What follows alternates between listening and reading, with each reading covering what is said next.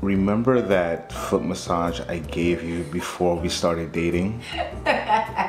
Is that how I got out of the friend zone? So sorry with you for asking that question. I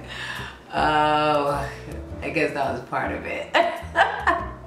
But it wasn't just that. It was just, I mean, it was that whole night. It was you not taking the ride with your family from all the way downtown to go into the Bronx, waiting for me for like an hour and a half just to get on the train when you could have went home.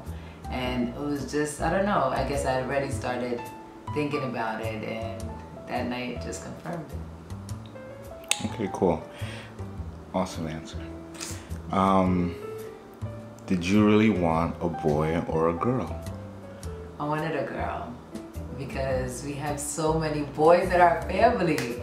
I have 7 brothers, you have Milton, there's so many men in the family. And I mean, my brother, you know, David has 3 girls, but I thought I was gonna continue with the tradition and kind of like changing things up and having a girl. But I'm very happy that we're gonna have a boy who'll protect his little sister.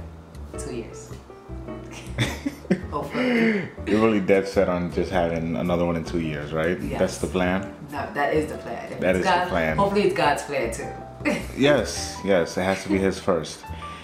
When did you realize you were in love with me? On a plane ride home. I was coming from somewhere, I don't remember. But I was missing you a lot. And it was a great feeling of love, and I decided to write it down, and I got emotional because I never felt this way before about anyone. And I knew I loved you anyway, but at that point I knew that I was in love with you. That's beautiful. I'm crying behind the lens right now. Thank you. Were you surprised by my proposal in Ghana? I was. Like, I kind of had an idea. Right, because there are no surprises in your family. You know this, right? All right, I wanted you because your dad wanted to tell you. Yes. And I didn't want you to know that. I wanted you to think that it was a surprise. And it kind of was. Like, I didn't know you guys were speaking beforehand, but when I got there, then he kept on wanting to tell me. And I'm like, Daddy, it's supposed to be a surprise. All right, if he's going to propose to me, let him propose to me and just let it happen. He's like, surprise what? We don't do surprises here. And then the day he was like, today is your day. I'm like, what? I'm like, why is he telling me this? So maybe that's why I didn't cry. Maybe that's why. But it was beautiful, and I'm so happy you did it that way. How do you feel when we argue? I get very upset. I hate when we argue. It's annoying. I hate arguing, period. I don't like it. It makes me sad. Why? What do you mean why? I don't want to argue with you. But couples argue. Yeah, but I don't like People disagree. Yes, that's true, but I'd rather not. And I'm glad that it doesn't happen that often. What will be the first thing you teach our son? The first thing that I'll teach our son, I think, is the first thing that my parents taught me, is that God comes first with everything. He has to know that. And that has been my foundation, and I'm hoping that it'll be our son's foundation.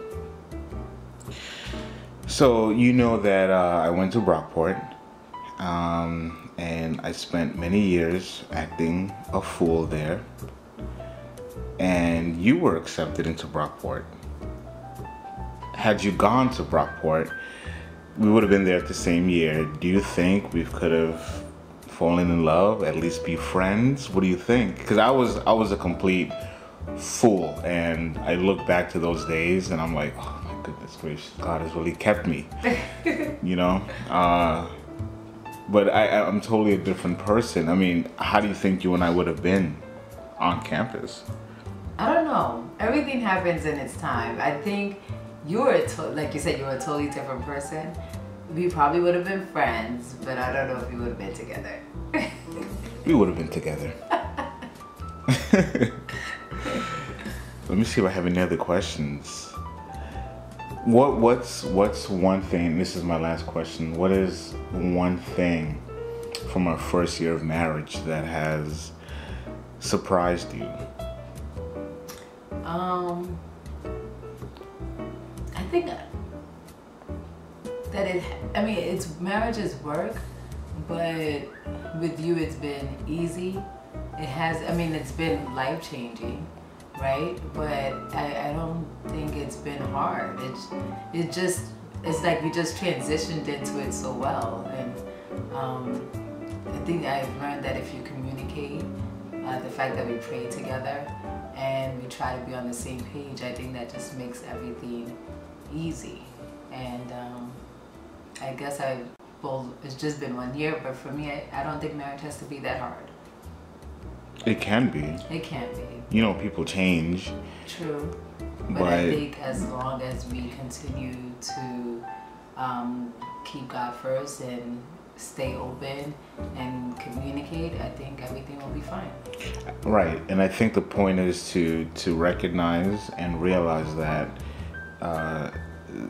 perfection is not attainable. Right? We can't be that perfect couple. There is no couple that is perfect. And we will have our ups and downs. But like you said, we have to keep God first. Like I look at both of our parents, and you know, we look at all of the adults, quote unquote, in our life, the older adults, and they've been together for a very long time, but they tell us time and time again that it's not an easy journey. But I thank God that I'm going through this journey with you. Me too. This is where you cry. All right, whatever. All right, so that's all the questions that I have for you. Thank you for being my interviewee. I love you. Love you too.